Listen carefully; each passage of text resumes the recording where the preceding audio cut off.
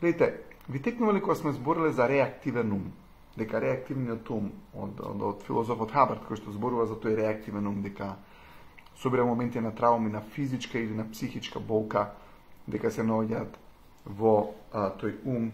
Сега, негативните мемории се во тој реактивен ум, позитивните мемории се во тој аналитичен и свесен дел од умот. И што се случува кога човекот има даден тип на негативни мемории снимено во неговиот ум, сега не мора тие да се негативни мемории, многу големи негативни мемории, има човекот различни трауми во неговиот ум и тие што се вика реактивен ум, зашто се реактивираат во даден момент, нешто може да ги врати, повторно да ги врати тие негативни мемории под нивото на свесност, и сега тие после тоа ја клјукаат под нивото на свесност и под нивото на свесност влијаат негативно врз вас.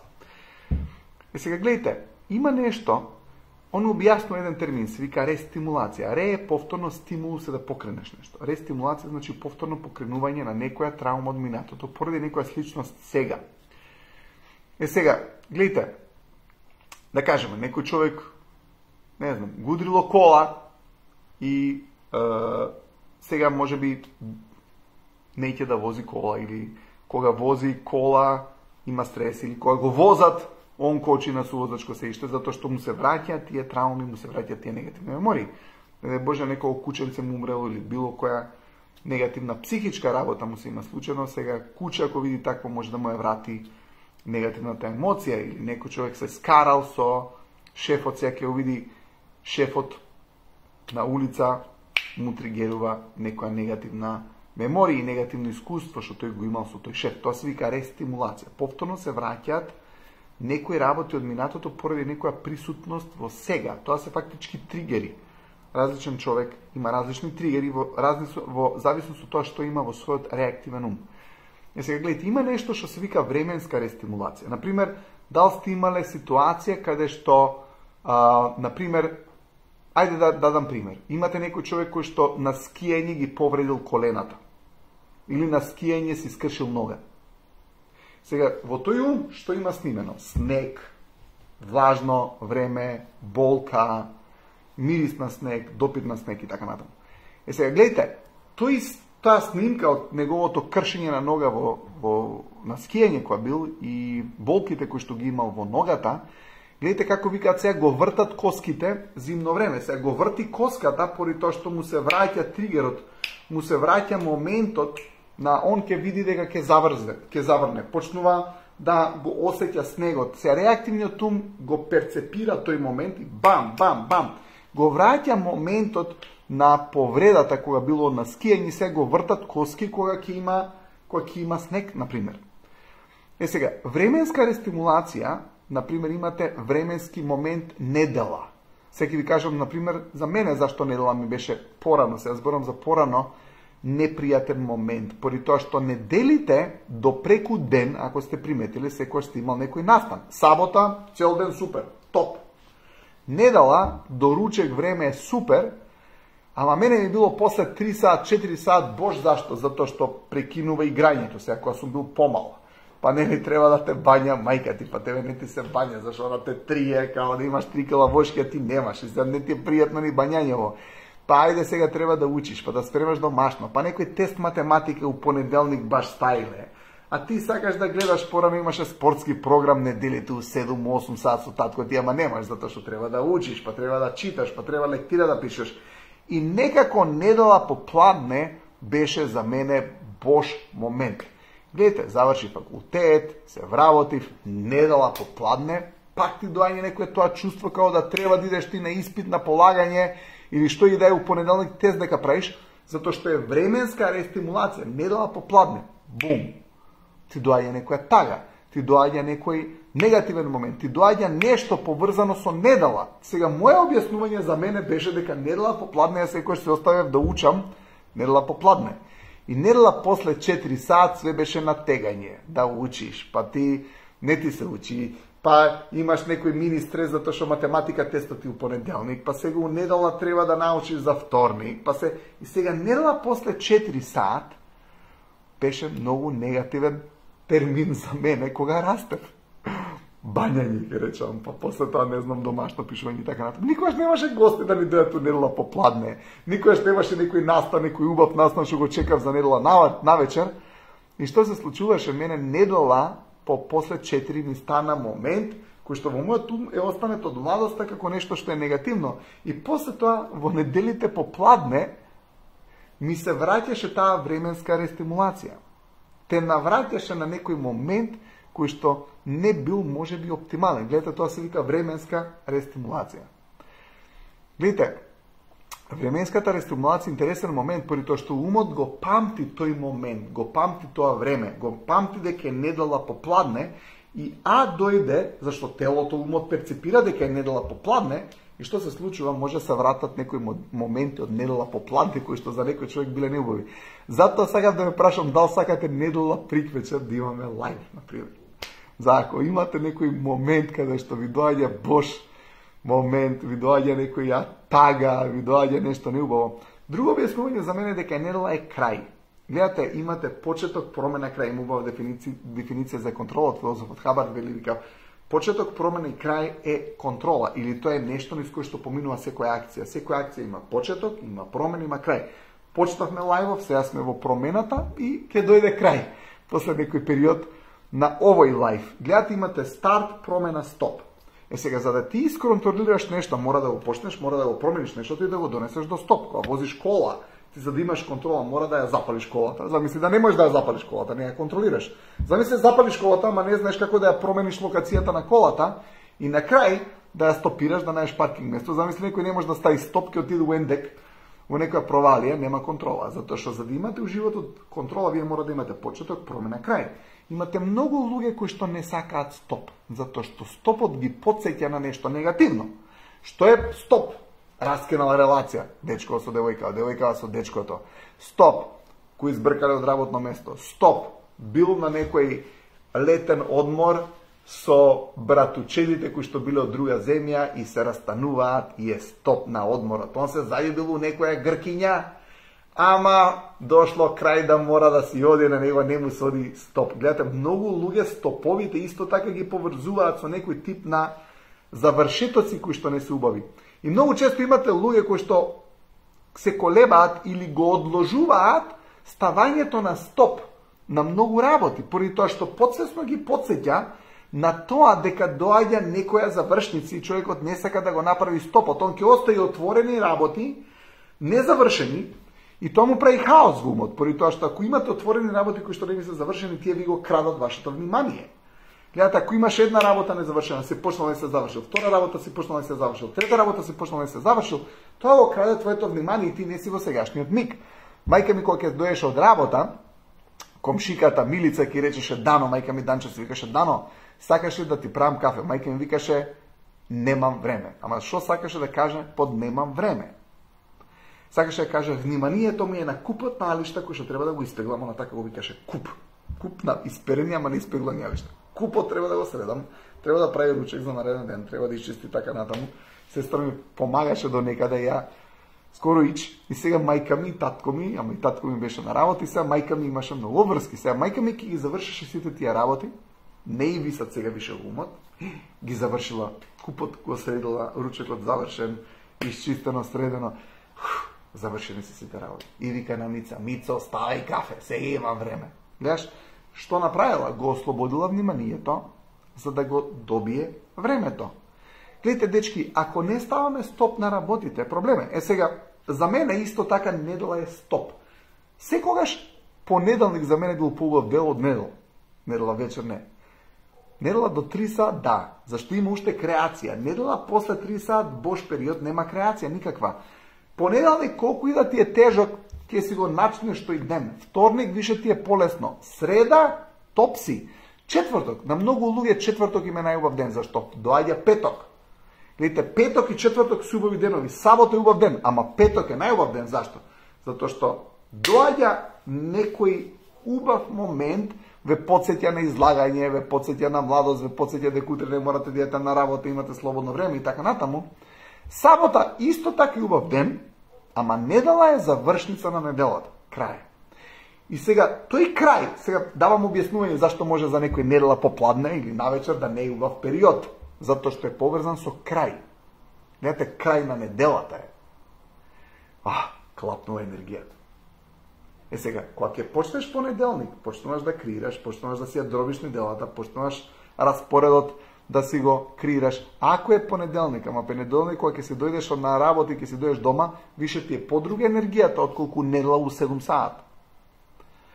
Така да, гледайте, тоа е моје објаснување ако некој човек се чувствува дека недела попладне не му е добар ден, и затоа сакам да ве прашам денеска, дал сакате лајвот да биде недела приквечер. Не сум одлучил дека ќе биде, ама само прашувам, дал мислите дека е добра идеја да човекот добиете убав момент за унедела попладне. Гледайте, но се е во размислата. Знаете, можете да ставите за недела навечер најубави работи, можете недела навечер да отидете у кино, можете недела навечер, не знам ни дали има настани недела навечер. Гледайте колку интересно е. Недела навечер обично нема настани, сте приметиле? Недела навечер не е креативен момент. Сабота имате настани, петок имате настани, четврток има многу настани, среда има настани. Понеделник нема настани. Или има настани, ама не толку чести се.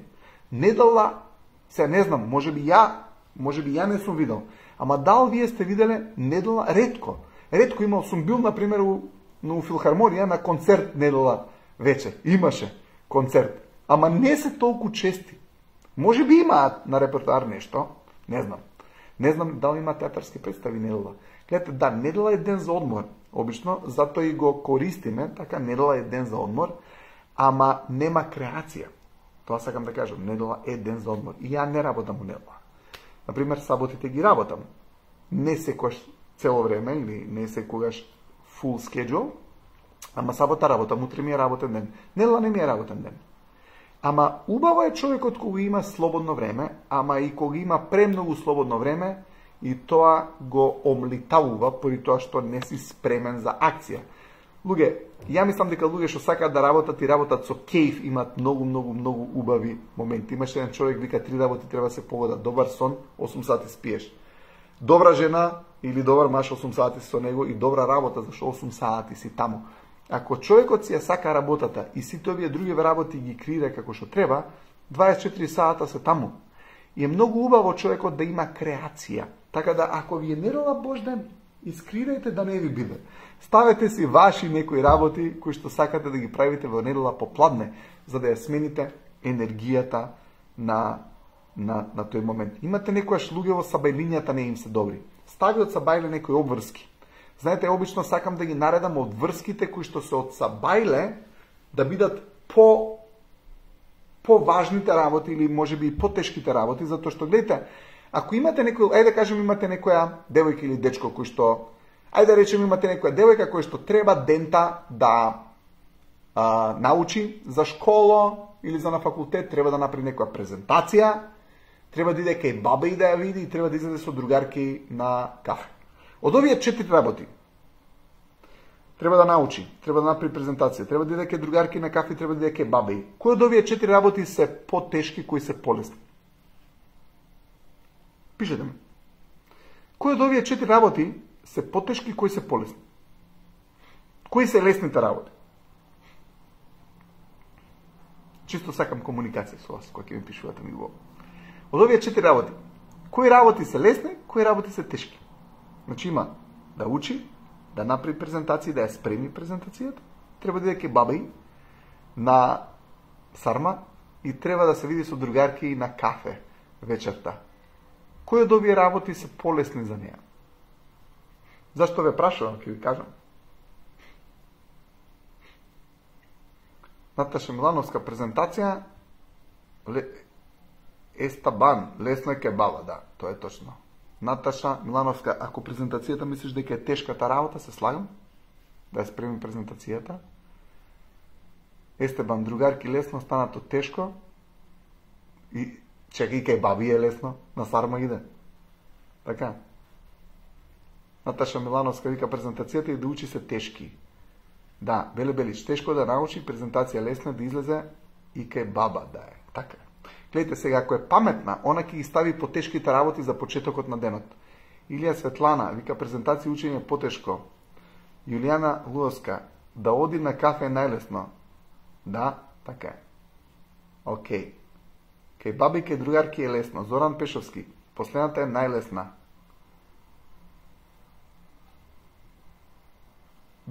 Диди Митревски, тој има логика, дефинитивно. Илија Светлана Трпевски, одговорност вече да оди на презентација кај баби. Добро. Гледайте, полесните работи се да оди кај баби на сарма и да излезе со другарки на кафе. Потешките работи се да ја спреми презентацијата, која што е за на училиште или за на факултет, и да научи.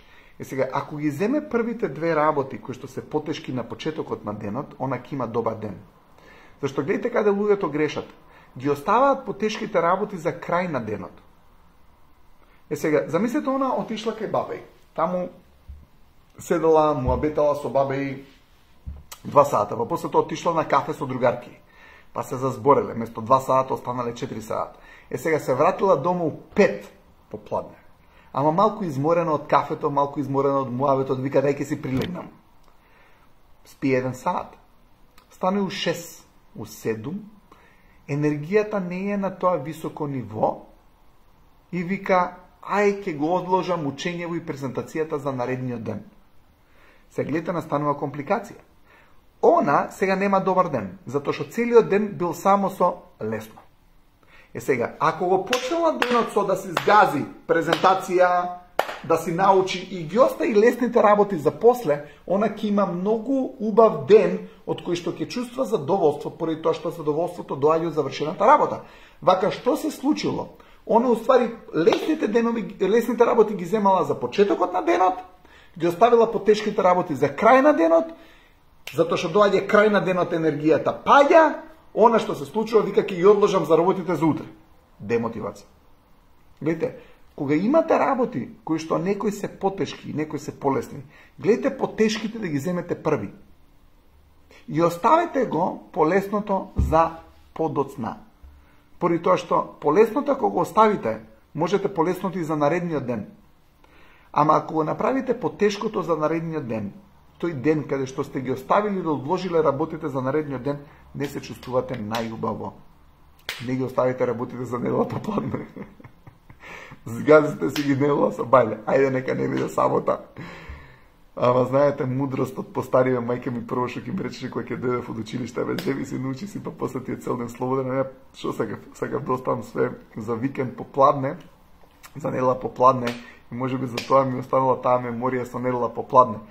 Така да, тешко е на некој да му кажеш после 6 сати на школа да седни и да продолжи да учи, затоа што имал тешкотија во текот на денот, а тоа било училиштето, убава тешкотија, му треба одмор, да се издува малку со топка, со кошарка, со фудбал, а му убаво е да почне да си ги фаќа обврските после тоа понатаму во текот на денот, затоа што ако ги остави за многу касно, имате и такви ситуации каде што некој ученик ги остави за касно работите, па мора са бајле да стане од са бајле порано, за да научи, поради тоа што више навечер му клапну енергија. Гледайте, кога ќе оставите работите за попладне или потешките работи за после, енергијата паѓа, поради тоа што ја одложувате работата. Кога ќе се соочите со предизвикот, тогаш креираш енергија. Зборот енергија доаѓа од два грчки збора ен, што значи во, ергон е работа.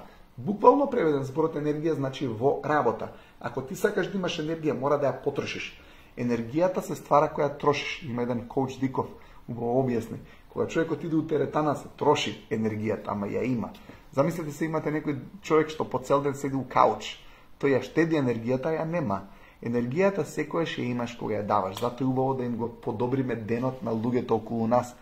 Трошиш енергија за да го разубави животот на некој човек, не можеш а да немаш енергија. Твојата енергија секојаш ќе имаш ако ја дадеш во добри цели. Океј. Ви посакувам убав викенд, се гледаме повторно во понеделник. Уживајте во викендов и се гледаме во понеделник. Чао, чао!